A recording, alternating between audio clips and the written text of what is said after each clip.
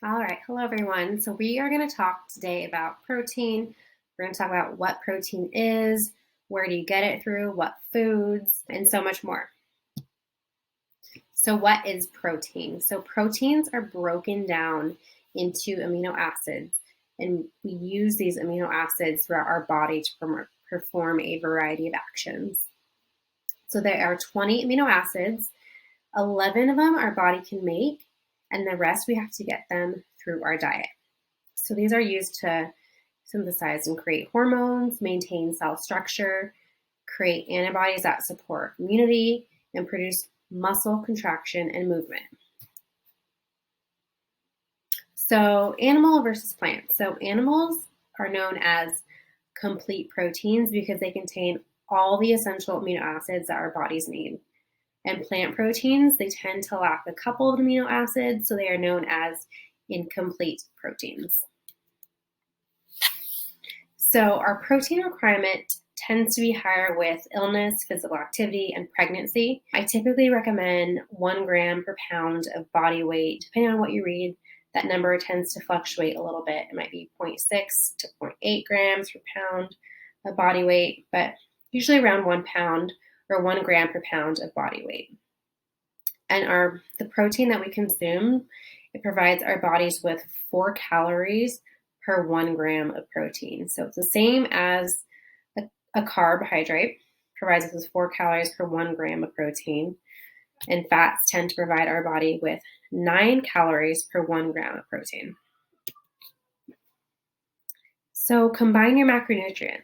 So always create meals with protein, fats, and carbs.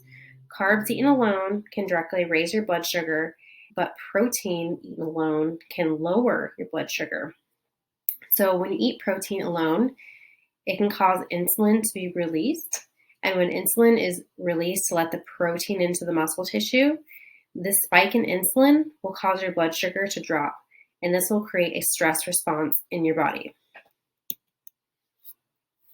So let's talk about meat protein sources. So a couple are chicken, pork, lamb, turkey, beef, bison, and venison. So I tend to always tell people to eat grass-fed. So why? Grass-fed has overall less fat. It has more beta-carotene, more vitamin E, B vitamins, minerals, and overall a better omega-6 to omega-3 ratio. A brand that I like is ButcherBox. It's a subscription box, and they deliver wild-caught fish, organic pasture-raised chicken, crate-free pork, and free-range turkey, and grass-fed beef. So it's really good choice if you don't like going out to the grocery store and trying to search and find the grass-fed, wild-caught foods. You can get this ButcherBox, which just deliver it straight to your door. Some proteins other than meat. So these are my list of proteins that are not muscle meats. So sometimes a diet high in muscle meat, like just eating chicken breast, steak, turkey, it can be hard for some people with digestive issues. And you also want to have a variety in your diet because if you eat too much muscle meat, this can cause you to consume too many of the inflammatory amino acids. So you want to consume a nice balanced amino acid profile. So pasture-raised eggs are one of my favorites. They are loaded with nutrients and they contain all the essential amino acids. The yolk is the most important part. It contains the bulk of the nutrients, so don't throw out the lovely yolks. Gelatin and bone broths are great for you. Basically, to make this, you cook all the bones and the cartilage in water with vegetables. You season it a little bit, and all the minerals and proteins will leak out into the water, and then you consume it daily. So this is great for people with gut health and digestive issues. Also, gelatin. You can buy the gelatin on its own and just make your own gelatin treats or whatever you want. You can just consume it in your coffee, your oats, whatever. But it doesn't contain the inflammatory amino acids. So certain amino acids consumed in excess can cause some inflammation. So gelatin is rich in that anti-inflammatory amino acids. So use it as a powdered supplement if needed. Next, milk. So milk has about 8 grams of protein in 1 cup of milk. And besides that, it has carbs and fat. and it has calcium and vitamins and minerals. So it's a great protein choice. So if possible, choose organic grass-fed cow milk, or you can choose raw milk. So next is shellfish. So shellfish, they are low in fat and high in minerals. And then we have our cheeses. So we have ricotta, Parmesan, mascarpone, cottage cheese.